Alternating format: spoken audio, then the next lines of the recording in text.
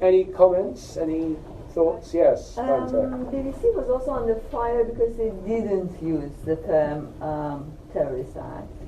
They used they used bloody attack. Deadly attack, exactly. Yeah. So there was, I wasn't sure when is the distinction.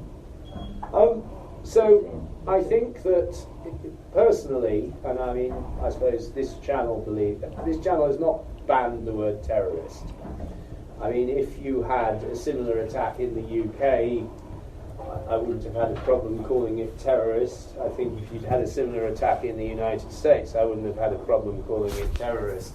I think it's, as long as you're consistent and as long as you don't overuse the term. I know that, you could argue any attack against the Iranian state or, elements of the Iranian state that involve civilians or that might involve military, you shouldn't call terrorist because we're not sure about the legitimacy of the Iranian state. But then how far do you go down that road? I mean, what about Turkey, for instance? A lot of people think that the government in Turkey is not legitimate.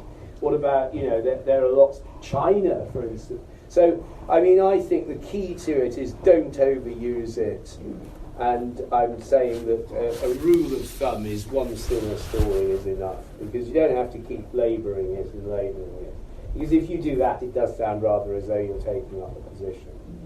But what do other people think? Yeah.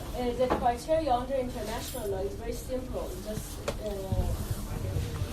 if an attack happens and it doesn't distinguish between civilians and military objects, it's terrorism. And the legitimacy of the government is irrelevant.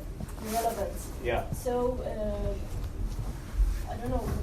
Yeah, but I mean, that's a sort of legal definition. I mean, I think the problem with these terms is they do get politicised by one side or another.